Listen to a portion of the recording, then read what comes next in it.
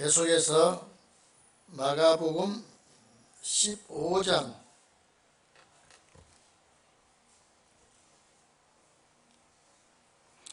33절서부터 39절까지 우리 다같이 합독하겠습니다. 마가복음 15장 33절에서 39절까지 합독합니다. 시작.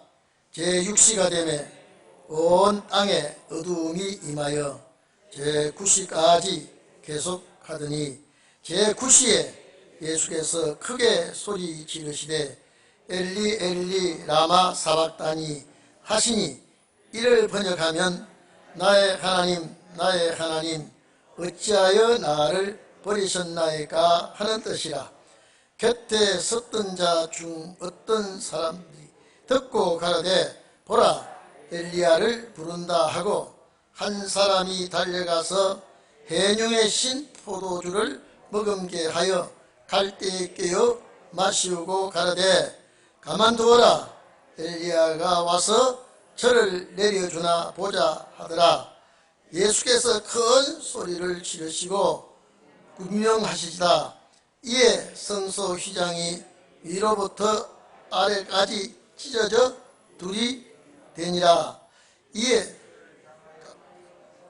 듣던 백부장이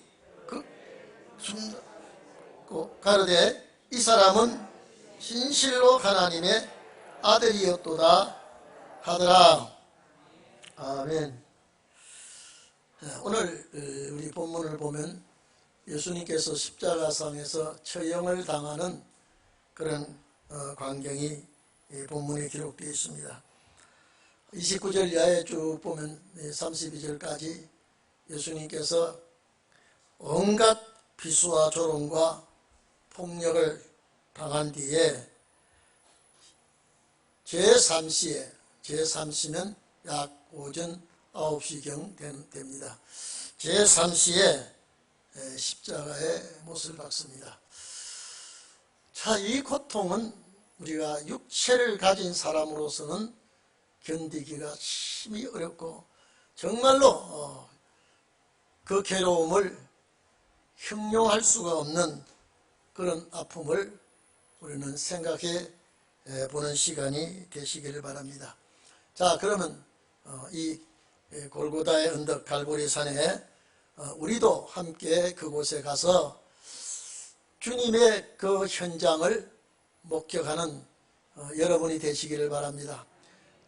우리는 우리 죄를 위하여 죽으시는 주님을 생각하면서 우리는 그 주님을 바라보면서 안타까워하지만은 우리는 하나님의 말씀이 응하고 있다는 걸 알고 오히려 감사의 기도를 할 수 있는 여러분이 되기를 바랍니다.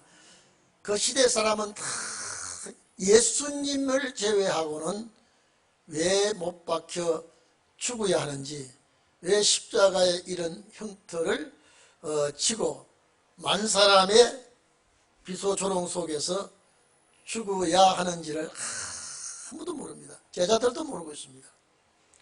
그 많은 사람들이 죽이는 자들은 모르고 죽이지만은 말씀을 이루는 과정이라고 그랬죠. 제가 지난 수요일 날도 말씀드렸지만은 예수님이 태어나는 그 시대는 악한 세상이다. 모든 시대가 악이었고, 이 시대에 악이었고 선한 사람만 있을 때는 예수님을 죽이지 못합니다. 언제나 한 시대의 지도자가 나타날 때는요, 악이 득세하고 그 득세하는 그 세력 속에서 그 지도자를 제거시키려고 발버둥을 칠 때에 지도자를 내보냅니다. 여러분, 출애굽 때 보십시오. 출애굽 때 모세가 태어날 그 즈음에 애굽에 사는 히브리 민족은 전체 가정에서 남자는 출생하면 다 죽이게 했습니다. 여러분, 병으로 죽든지 무슨 사고로 죽는 것도 억울한데 핏덩어리가 태어나자마자 생명을 끊는다고 하는 것은, 이거는요 부모로서 견딜 수 없는 고통입니다. 그래서 위대한 지도자가 태어날 때는 악한 세상이다.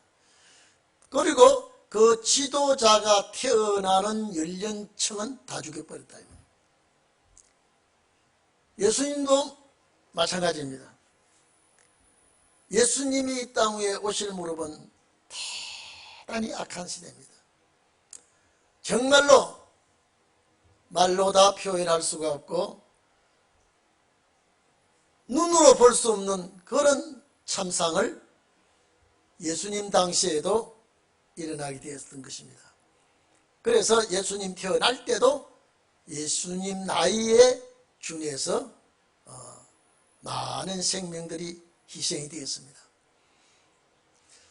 앞으로 여러분 신혼의 날이 올 때도요, 신혼의 권세종이 나올 때에 권세종 연령층의 장정들이 수없이 희생될 것을 우리는 상상을 해보지만은 이 사건은 너무나 끔찍한 사건입니다. 그러나 여러분들은 이런 악한 시대에 불의가 성행하고 불법이 날뛰고 폭력이 난무하는 시대에 살지만은 밤이나 낮이나 여러분은 하나님의 보호를 받는 그런 축복이 꼭 있기를 바랍니다. 봐보십시오. 예수 하나를 죽이기 위해서 종교계 모든 지도자들이 총동원을 하고 예수님 한 분을 죽이기 위해서 로마 군대 백부장까지 로마의 군인들까지 동원하고 정말로 그 분위기는 상상할 수 없을 정도로 살벌한 그런 시대입니다. 밤새도록 주님은 주무시지도 못하고 고문과 신문과 매질과 치욕 속에서 이제 9시 못을 받고 이제 십자가에 처형을 합니다. 그런데 9시에 십자가에 못을 박았는데 오늘 여기 제6시라 그랬죠. 정오입니다. 이 정오에 이제 땅이 어두워졌다. 한간의 사람들은 이때에 이 지구와 태양과의 완전 일식이 일어났기 때문에 이런 일이 일어났다라고 하는데 그렇지 않습니다. 이거는 하나님이 얼굴을 외면했을 때 이 땅에 찬빛이 없어지는 모형을 태양이 가려진 빛이 없는 그 광경으로 여기서 보여준 것입니다. 그래서 온 땅이 어두워져서 제9시까지, 그럼 제9시는 그러면 오후 3시가 되겠죠. 그러면 9시간 동안 6시간 동안 땅은 빛을 잃고 말았습니다. 그것은 빛 대신 주님이 이 땅을 떠나시는 과정을 어두움으로 표시했습니다. 그런데 여기서 우리가 한번 생각해 보면요, 아픈 고통, 쓰라린 고통, 우리는 가시가 하나 박혀도 아파서 못 견디고요, 조금만 살갗이 찢어져도 괴로워서 밤잠을 못 자고 아주 신음하고 고통하는 때가 아마 우리들 성도들 가운데 한 번쯤은 있었을 줄 압니다. 그런데 주님은 큰 고통을 받으면서 첫 번째 기도가 나를 십자가에 못 박아 죽이는 저 사람들의 죄를 용서해달라. 저들은 모르고 이렇게 하고 있습니다 라고 예수님께서 그 십자가상에 매달려서 그렇게 기도합니다. 자, 우리는 상상도 할 수 없죠. 십자가상에서 그런 기도합니다. 그 당시에 한편 강도가 구원받는 사건이 일어나죠. 누가복음 23장에 이제 한편 강도가 구원받는 역사가 일어납니다. 43절부터 한편 강도의 구원받는 그 광경이 우리는 우리 죗값으로 이런 참 고통을 당하고 처형을 당하지만은 우리 가운데 있는 이 분은 아무 죄가 없이 이 고통을 당하니까 양쪽의 강도들이 같이 예수님께 공격하고 같이 십자가상에 매달려 있으면서도 조롱을 하고 그렇게 흉을 보다가 그 한편 강도는 한 30초도 안 되는 그 순간에 자신을 예수님께 내세 문제를 부탁합니다. 당신의 나라가 임할 때에 나를 꼭 기억해달라. 그 말을 들은 예수님은 야, 너 조금 전에 그렇게 나를 욕하고 나를 함께 비웃고 헐뜯던 네가 부끄럽지도 않으냐라고 할 수 있겠죠. 이는 인간의 기본 일입니다. 기본 상식이죠. 근데 주님은 바로 그 말 들으시자마자 너와 나와 낙원에 있으리라. 그 순간에 구원을 허락하여 주시는 주님. 그래서 십자가 보혈의 구원 1호가 강도입니다. 십자가 보혈의 구원을 얻는 그 첫 번째 대상이 이 강도가 구원을 얻게 됩니다. 그리고 요한복음 19장 보면은 그 앞에서 울고 있는 마리아를 향하여 한 제자를 가리켜서 사도 요한입니다. 보소서 아들입니다 라고. 왜냐하면 그 당시에 예수님의 동생들이 많아요. 여동생도 있고 남동생들이 많이 있는데 내가 어머니를 맡겨서 부탁할 만한 사람은 사도 요한밖에 없었다 이 말이에요. 그래서 사도 요한에게 보라 내 어머니라고 요한복음 19장 26절 27절에 아들과 어머니의 관계로 맺어주고 운명을 합니다. 자, 여러분 우리가 아픈 그 피를 흘리면서 그 아픈 고통 속에 과연 이런 말이 인간으로서는 나올 수가 없는데 주님은 그 고통을 참아가면서 십자가상에서 하나하나 하나님께 구하며 용서를 구하고 관계를 맺도록 허락을 합니다. 너무 고통스럽고 죽게 되었으니 시편 22편 1편을 인용해서 시편 22편 1편은 나의 하나님 나의 하나님 어찌하여 나를 버리시나이까. 다윗이 그 시편을 여기서는 이제 원어를 사용해서 엘리 엘리 라마 사박다니 이렇게 기록이 되어 있습니다. 그래서 이 말을 번역하니까 나의 하나님 어째서 나를 이렇게 버리셨습니까? 이렇게 이거는 원망하는 주님이 아니라 너무 고통스러운 그 과정에 완전한 육체의 고통을 주님 하나님께 내어놓는 모습이죠. 이 34절은 정말로 그 쓰라린 괴로운 고통을 견딜 수가 없는 그 괴로움의 표현입니다.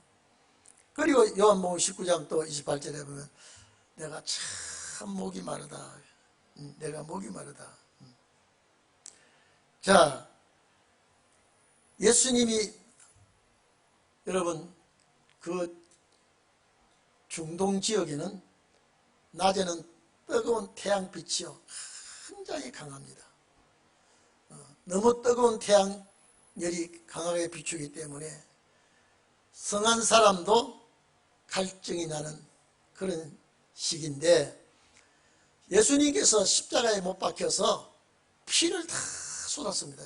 이제 로마 군병이 옆구리를 찌르니까 피와 물이 나온다 그랬죠. 이미 물이 나온다고 하는 것은 완전히 운명한 결과가 그렇게 나타나는 것입니다.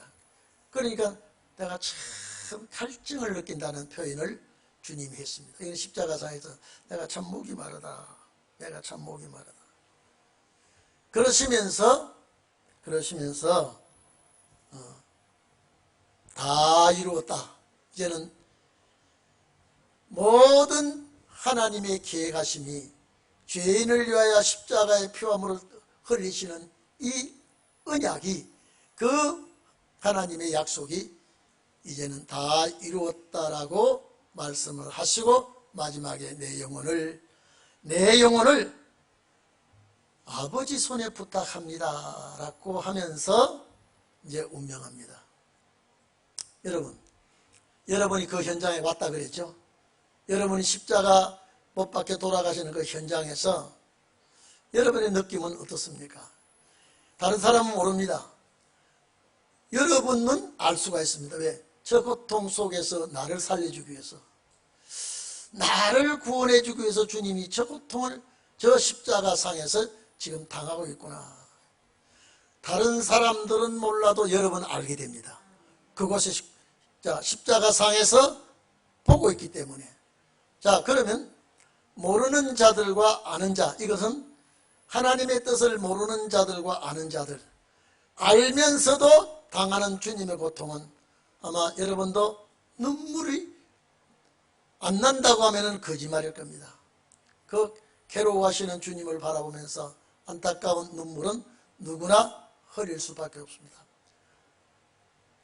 태양은 강창렬하게 비추고 있고, 그 십자가상에 새 십자가가 거기에 산등성이에 이제 세워져 있고, 그 바람 소리만 그 십자가를 스치고 지나가고 있는데, 여인들은 그 앞에서 울고 있습니다.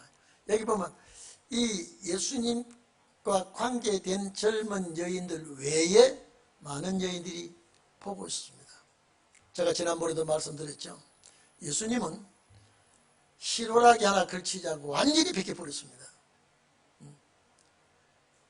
다른 강도들은 그렇게 흉악하게 죽이지도 않았고요, 그렇게 잔인한 매질도 하지 않았는데, 주님만은 그런 고통을 당하시고 옷까지 벗겨서 그렇게 매달려 죽임을 당했다고 하는 것은 참 우리로서는 너무 감격하고 너무 죄송하고, 우리 찬송 부를 때 이 벌레 같은 날 위에, 정말로 벌레도 깨끗하고 좋은 벌레가 아니라 흉측한, 이사야 41장입니까? 지렁이 같은 야곱아, 지렁이 같은 야곱아. 그 지렁이는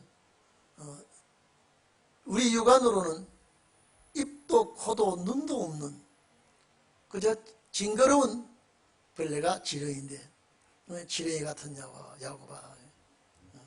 시편 22편도 나는 벌레요 사람이 아니다라고 할 때 그 단어가 지렁이와 같은 단어를 사용되었습니다. 오늘 여러분,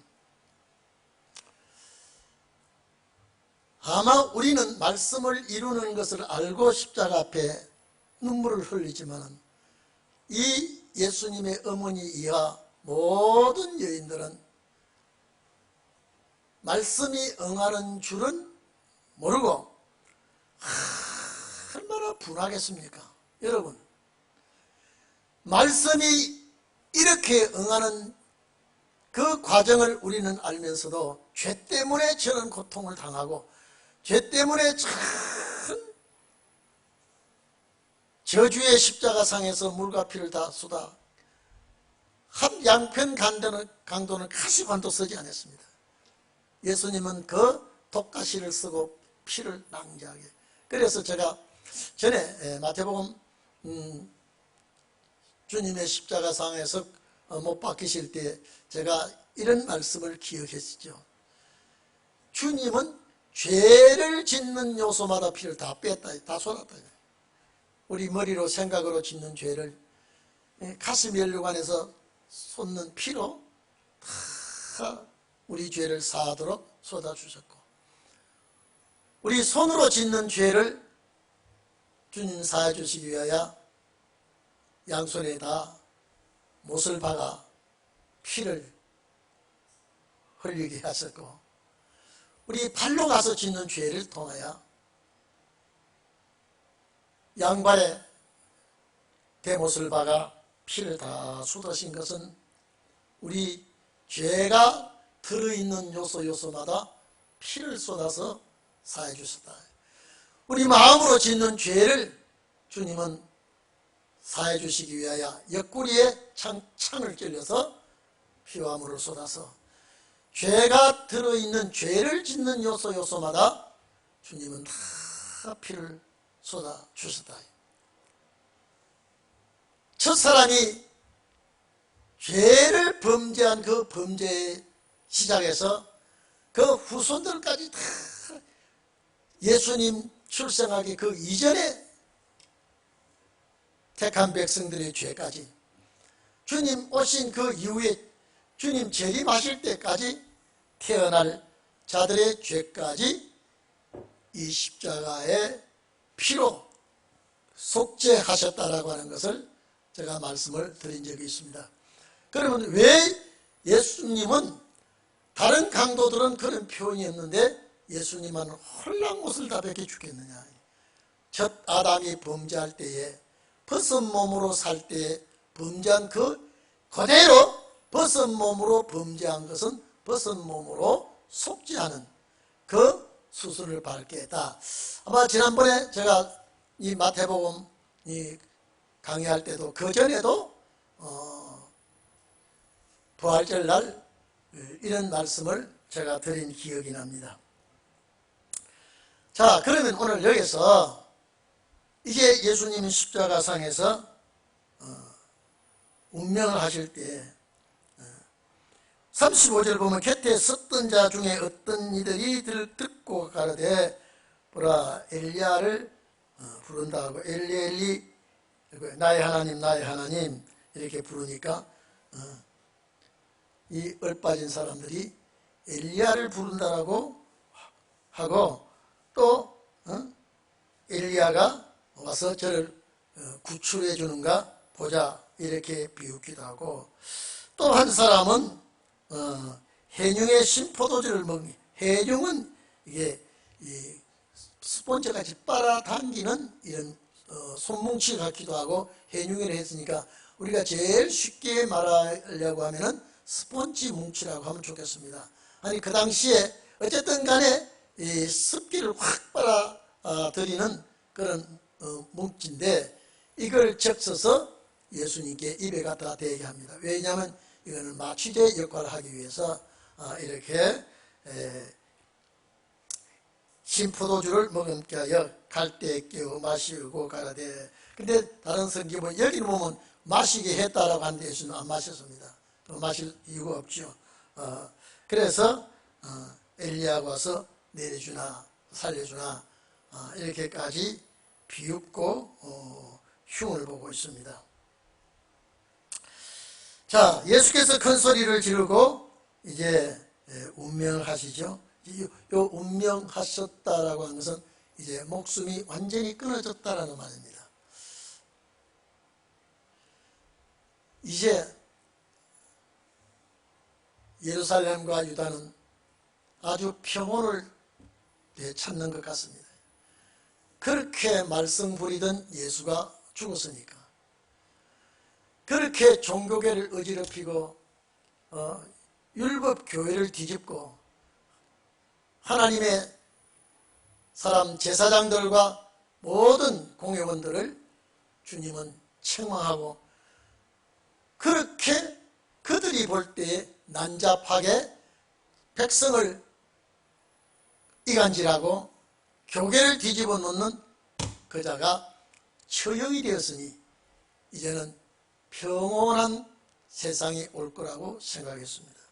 이 죗값으로 로마 군병들에 의해서 완전히 초토화시킵니다.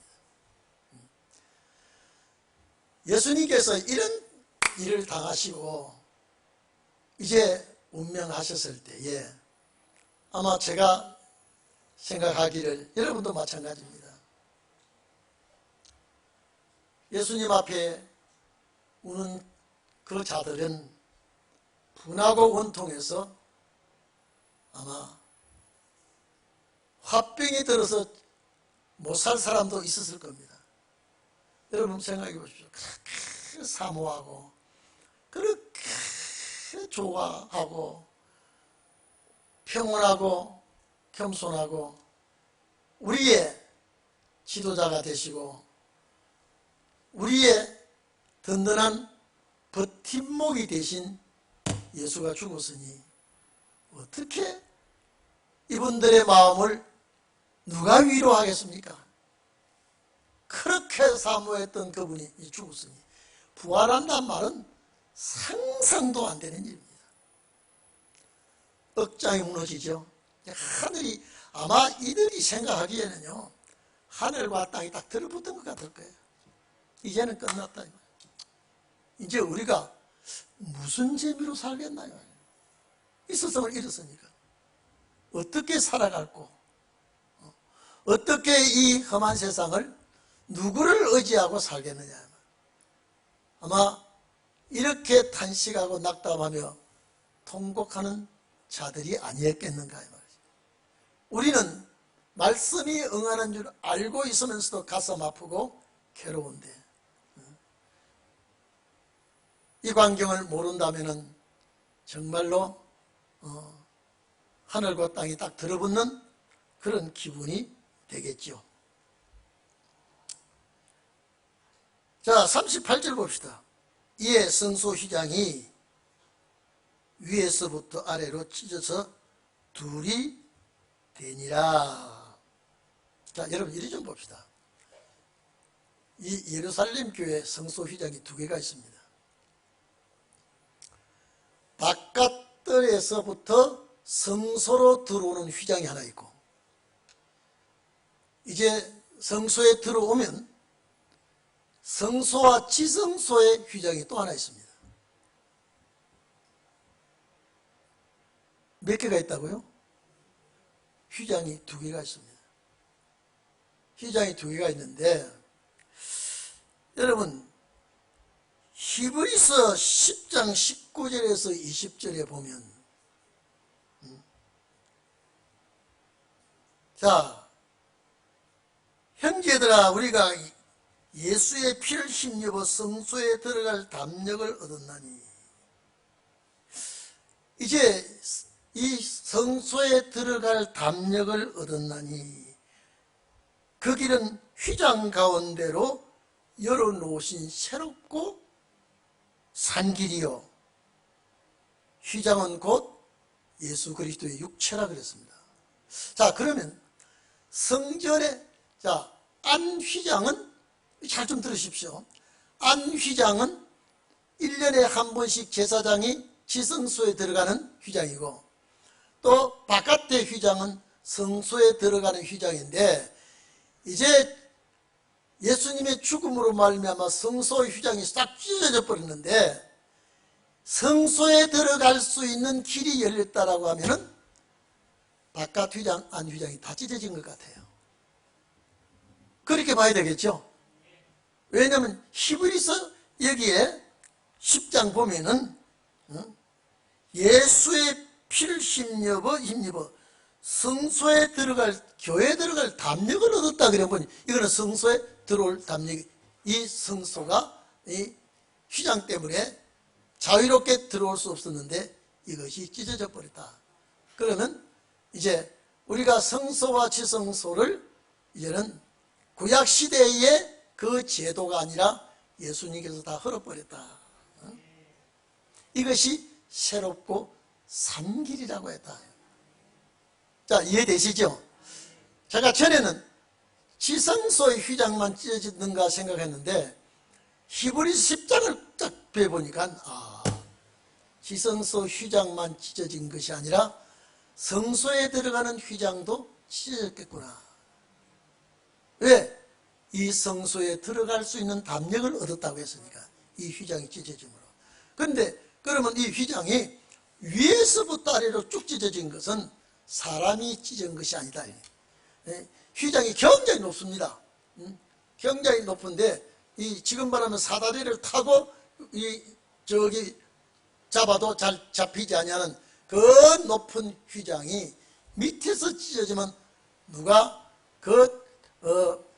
반역하는 예수님의 그 추종자들이 휘장을 찢었구나라고 할 수 있을까봐 이것은 위로부터 쭉 찢어져 버렸다. 위에서부터. 이건 뭐냐? 이제는 하나님의 집은 죄인들이 와서 하나님과의 직교할 수 있는 그런 장소로 주님의 십자가 피로 허락하셨다. 이해가 되십니까? 그래서 오늘 우리가 자유롭게 하나님의 집에 와서 기도하고 간구하고, 오늘 제가 선 이 자리는 지성소 자리입니다. 그래서 성소와 지성소는 이제는 1년에 한 번씩 아니라 제사 때마다 이제는 하나님과의 관계, 생명의 구원의 길을 열어주신 우리 주님 십자가의 피를 통하여 이렇게 허락해 주셨다. 이해되시죠?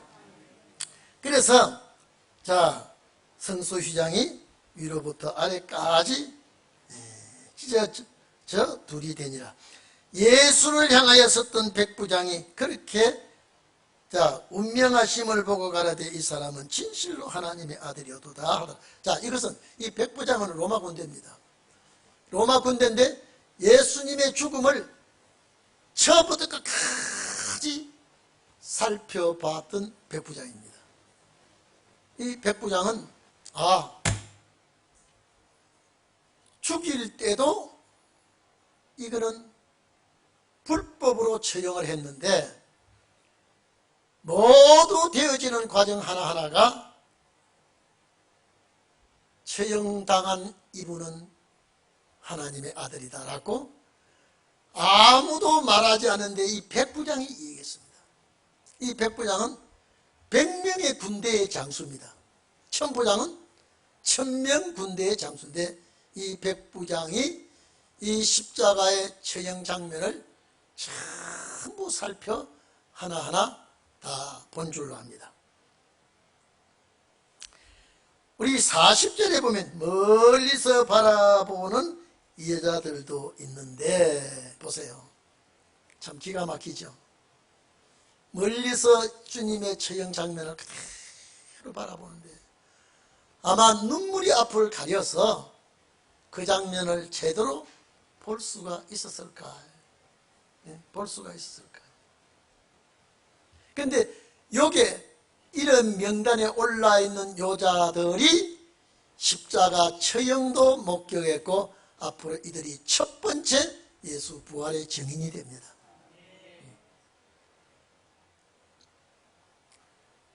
여자들도 있는데 그 중에 보세요. 많은 여자들이 있죠.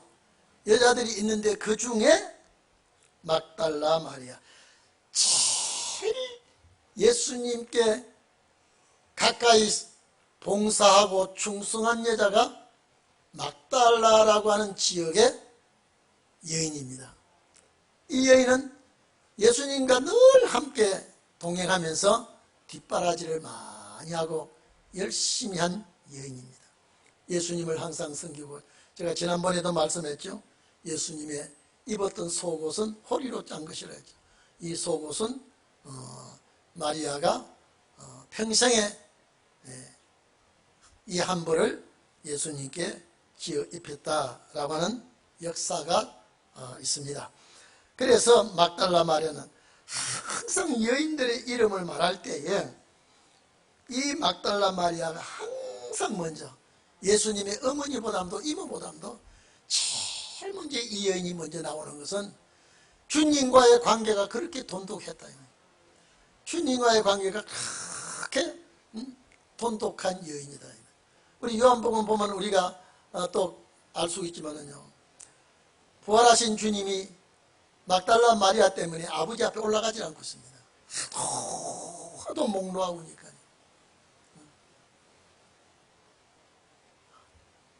예수님의 시신을 달라고 그랬 여자가 막달라 마리아입니다. 제가 그때도 얘기했습니다. 여러분, 송장은 살아있는 사람보다 더 무겁습니다.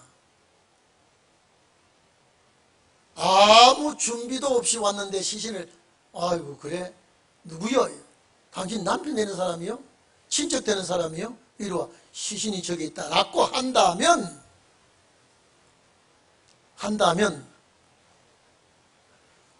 어떻게 그 시신을 운반하겠습니까? 저는 너무 부활하시리라고는 상상을 못합니다. 죽은 사체를 끌고 가시지 끌고 가겠습니까?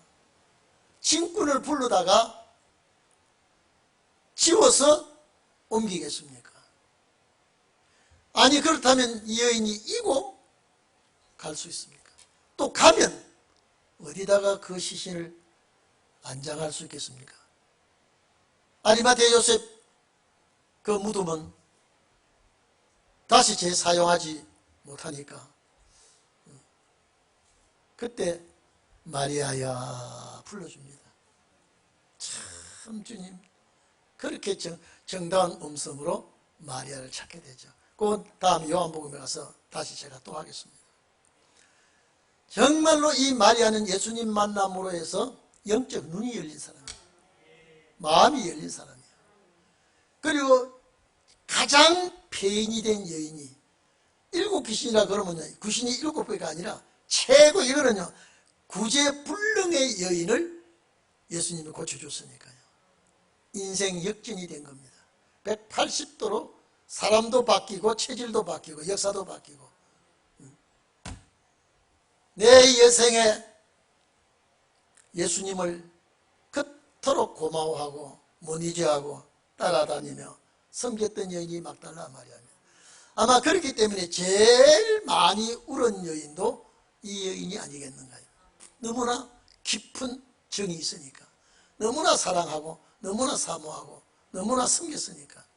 여러분, 희생하면 희생한 만큼 그 뜨거운 사랑이 불이 붙게 됩니다. 이분들이 부활하신 주님의 증인이 됩니다.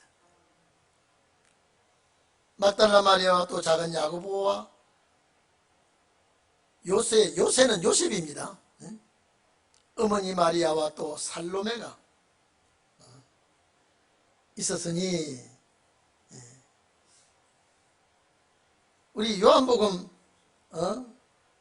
보면은 19장 보면은 이 살로메는 예수님의 이모입니다. 이들은 예수께서 갈릴리에 계실 때에 쫓아 섬기던 자예요. 자, 예수님이 갈릴리에 계실 때 어떻게 해요? 늘 따라다니면서 섬긴 자라 이 말이에요. 기가 막힌 여인들이죠. 정말로 기가 막힌 여인들입니다. 자, 갈릴리에 계실 때에 쫓아 섬기던 자요. 또 이 외에도 예수와 함께 예루살렘에 올라온 여자가 많이 있었더라. 이 갈릴리 여인들이요. 아마 뭔가 지금 예수님께서 이번에 예루살렘에 가시면 죽음을 예고하고 이제 내가 이번에 예루살렘에 내려가면 갈릴리에 다시 오지 못할 그런 암시를 듣지 않았겠나. 그러니까 갈릴리 여인들이요 많이 따라왔습니다. 그리고 예수님의 죽음의 광경을 목격했습니다. 아마 이 여인들이 그 동산에서 갈보리산 언덕 아래서 여인들은 눈물의 바다가 되지 않았을까. 여기에 기록한 여인들 외에 많은 여인들이 있더라라고 하는 건 이건 유대의 여인들이 아닙니다. 갈릴리에서 따라온 여인들이에요. 그러면 오늘 여러분 봐봅시다. 재림 때에도 남자의 숫자보다 여자의 숫자가 훨씬 많을 것 같아요. 현재 교회 숫자도 각 교회 숫자도 남자 숫자보다 여자가 많죠. 그 비례로 해보면 여자의 숫자가 주님 맞이할 때 참 많지 않겠는가. 많지 않겠는가. 왜? 제가 이 초림 때 상황을 비교해 보니까 재림 때도 여인들이 많이 동원될 것이다. 왜냐하면 에덴 동산에 첫 아담을 망치게 한 자가 여인인데, 이제 이 에덴 동산을 다시 회복하는데도 여인이 주축을 이룰 것 같다. 그 역사에 여러분들이 중심에 있기를 축원합니다. 재림의 주님 앞에 돕는 여인들이 있다면 그 여인들도 분명히, 얘는 성경은 기록되지 않지만은 역사에는 여러분의 명단들이 꼭 있을 줄 압니다. 예루살렘에 온 여인들이 갈릴리에서 많이 따라왔다고 하는 것을 볼 수가 있습니다. 자, 그러면 42절 봅시다. 이날은 예비일이요. 예비일이 어느 날입니까? 금요일입니다. 토요일이 어느 날입니까? 예? 안식일입니다. 안식일을 준비하는 기간을, 준비하는 날을 뭐라고요? 예비일. 옛날에 우리 어릴 때는요, 휴일날을 공일이라고 했습니다. 기억납니까? 예? 공일이라고 한 거 기억납니까? 장로님 공일을 사용한 적이 있죠. 그리고 토요일을 뭐라고 그럽니까? 반공일이라고 했습니다. 반공일. 아마 요사이 아이들이 들으면 이거는 뭐 외국 말인가? 무슨 공일이 있고 반공일이 있나? 이렇게 했을 거예요. 그 당시에 예비일이 있고 안식일이 있습니다. 금요일은 항상 예비일입니다. 무슨 예비한다고요? 안식일을 예비한다고. 그래서 이날은 예비일고 안식일 전날이 뭐로? 그러다 해석이 나왔죠? 안식일을 예비하는 날이기 때문에 예비일. 그러면 안식일은 토요일이라면 예비일은 금요일 맞죠?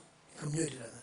그래서 저물었을 때에 아리마대 사람 요셉이 와서 당돌하게, 여러분 이게 참 이렇게 예정을 잘 입어야 돼요. 아리마대 요셉이 공용입니다. 72명 중에 한 사람입니다. 당돌하게 빌라도에게 들어가 예수의 시체를 달라니, 여러분 유대인들의 장례법은요, 반드시 시신을 가족이 장례를 치르게끔 되어 있습니다. 그렇다면 예수님의 시신을 예수님의 동생들이 장례를 치료해야 되는데 안 나타났습니다. 그런데 하나님께서 예비한 사람이 있는데 아리마대 요셉을 하나님이 예비해 나타나요. 여러분, 이미 예수님이 어떻게 죽으실 것 아시고, 이사야 53장 보니까 부자의 묘실에 장례 지낼 걸 예언이 됐죠. 예수님 나시기 전 750년 전에. 그러면 가난한 사람은요, 대리석 무덤을 못 만듭니다. 돈이 많이 들기 때문에. 우리나라 같은 장례법이 아니라 동굴 아니면 왕이나 귀족들이 무덤을 만들 때는 아주 대리석으로 아주 그 무덤을 깎아서 돌무덤을 팝니다. 파가지고 시신을 안장하면, 계단식이죠. 부모 때부터 이렇게 계단식으로 시신을 안장하면 그 맹수들이 와서 시신을 뜯어갑니다. 그냥 동굴에 놓으면요. 그래서 그 돌문을 만들어서 딱 이가 맞도록 닫아버립니다. 그런데 예수님, 이사야 53장, 예수님을 장례 치르기 위해서 어떠한 사람을 축복을 많이 해줬습니다. 그러니까 아리마대 요셉이 자기는 상상도 하지 못했습니다. 내가 죽으면, 우리나라도 돈 많은 사람 좋은 명당 자리라고 찾아가지고 예비무덤, 임시무덤 해놓은 거 있죠. 아리마대 요셉이 내가 훗날 죽으면은 내가 이 좋은 무덤에 내 시신이 여기서 안장되도록 해야 되겠다라고 파놓았는데 그게 예수님께 빌려드리는 무덤이 되었습니다.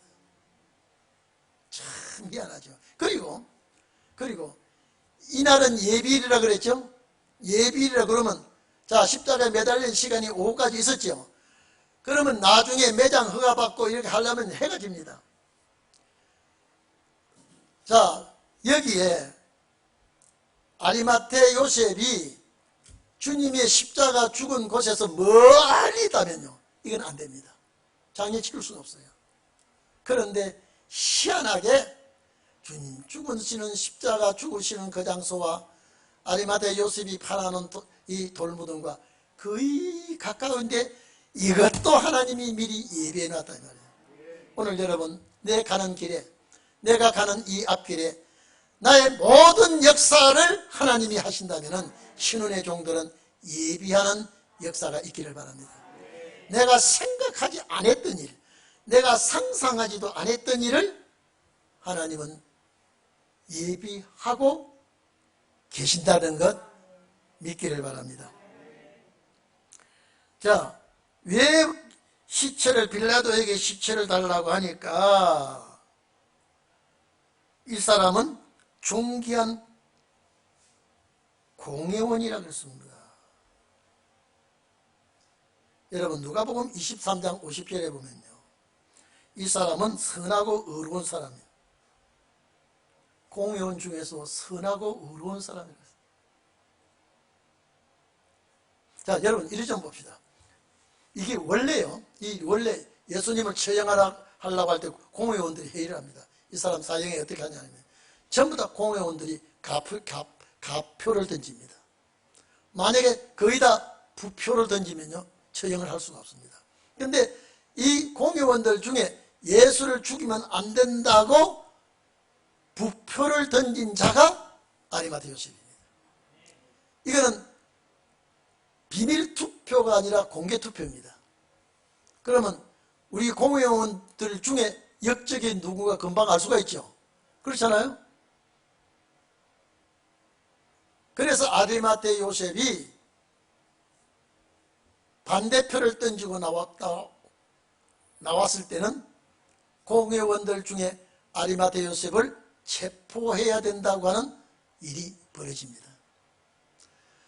그런데 아리마테 요셉은 부표를 던지고 빌라도에 가서 시신을 달라고 매장 허가를 얻습니다. 뒤에 누가 쫓아오겠습니까? 공회원들의 악당들이 쫓아올 겁니다. 그런데도 자기 존경하는 스승인지 왜냐하면 아리마테 요셉이요 하나님 나라를 사모하는 자라 그랬습니다. 기다린 자라 그랬습니다. 그러니까 예수님에 대해서 너무 사모했던 사람이 아리마테 요셉이에요. 그러니까 여러분 생명을 걸고 매장 허가를 받아서 그러니까 이 예수가 안 죽으면 매장 허가가 안 되지요. 죽었는지 안 죽은지 확인을 해서 매장 허가를 내립니다. 저는 여기에서 제가 가는 길, 여러분이 가는 길, 신혼의 종들도 하나님이 하나하나 예비해 주시겠구나. 어려운 일이나 위험한 일이나 마지막 종들의 역사 속에는 내가 모르는 일도 아버지가 예비해 주시고 내가 가는 길을 나는 몰라도 주님은 다 정리를 해 주시겠다. 여러분도 그렇게 될 줄로 믿기를 바랍니다. 그래서 매장 허가를 허락해 줍니다. 빌라도가요. 자, 이거 하나 여러분요. 만약에 아리마테 요셉이 없었더라면 어떻게 했을까요? 왜냐하면 사람이 죽으면 당일에 장례를 치러야 됩니다. 유대인의 그 율법상으로 그렇습니다. 아리마테 요셉이 준비되지 않았더라면 과연 예수님이 죄인을 위하여 죽어서 피를 흘렸다 하더라도 그 시신을 어떻게 해야 됐을까요? 여기 예수님이 시신을 소마로 썼습니다.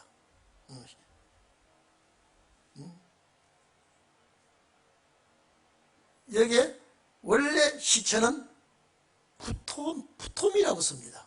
시체는요. 그런데 푸톰이라고 쓰지 않고 소마를 썼습니다. 부활하실 문. 자, 공의원이 하나님 나라를 기다리는 자라. 여러분, 하나님 나라를 기다리는 자, 천국을 사모하는 자 아닙니까? 이 사람도 우리 편이에요. 아리마대 요셉도 우리와 같은 사상이라 이 말이에요. 그래서 빌라도가 예수 죽은 것을 확인하고 백부장에게 자세히 보라고 하고 이제 예수가 죽은 것을 확인되고 난 다음에 여기 시체가 푸토마가 아니고 소마를, 그 소마를 내어주는지라. 요셉이 세마포를 사고 예수를 내려다가 그것으로 사서 바위 속에 판 무덤에 넣어두고 돌을 굴러 무덤문에 놓음에 때에 막달라 마리아와 요셉의 어머니 마리아가 예수 둔 곳을 보더라. 자, 여기서 중요한 역사는 주님의 죽으심과 무덤 준비와 무덤을 판 아리마대 요셉이 장례제인데, 그러니까 여기 여러분 보십시오. 이 여인들이 가만 보고 그냥 보고 계시지는 않았겠죠. 통곡을 하고 울고 계시면서 보니까 저 공회원 중에 참 공회원 여러분요 72인 공회원 중에 저런 분이 어디 있어요? 예수님이 시신을 달라고 해가지고 이제 매장 허가. 여러분 지금 예수님의 시신을 십자가상에 내릴 때 여러분요 그냥 팡탕 나가 잡아뜨리는 그런 십자가가 아니라 그 십자가를 이리 누워야 되고요. 그 바퀴 못을 뽑을 때요 그냥 손으로 쉽게 뽑히는 못이 아닙니다. 그동안에 얼마나 가슴이 초조하고 조해 왔을까요? 그동안에요. 그런데 피투성이가 된 그 몸을 그대로 아리마대 요셉이 세마포를 감고 자기 판 무덤에 장례 지내는 것을 여인들이 가만히 보고 있다가 저 피투성이를 닦아야 되겠다라고 생각한 여인들이 3일 만에 예수님의 피를 닦고 다시 장례를 치르기 위해서 여인들이 준비해 가다가 부활하신 주님을 만나게 되죠. 우리 이 광경을 보면서 여러분 정말로 주님 우리 주위에서 죽으셨지만은 매사에 하나도 여러분 톱니바퀴가 하나도 어긋나지 않게끔 정확하게 맞아 돌아가듯이 초림의 역사와 주님의 죽음과 부활 성취이 똑같이 1분 1초 000 1mm도 안 틀리게 돌아갔습니다. 재림은 어떨까요? 재림 역시 정확하게 우리 생각과 전혀 시차가 관계없이 맞아떨어지게 될 것입니다. 우리 그날을 기다리면서 여러분 예수님의 십자가의 죽음을 목격하고 예수님의 십자가에 못 박히신 것 그 광경을 바라보며 울던 여인들이 이제 부활의 증인이 되었다는 것을 생각하시고 여러분들은 재림의 증인이 꼭 되시기를 축원합니다.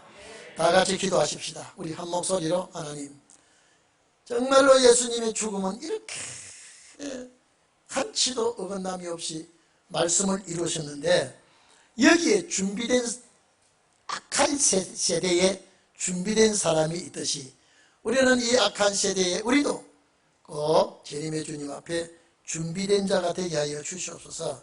우리 기도하십시다.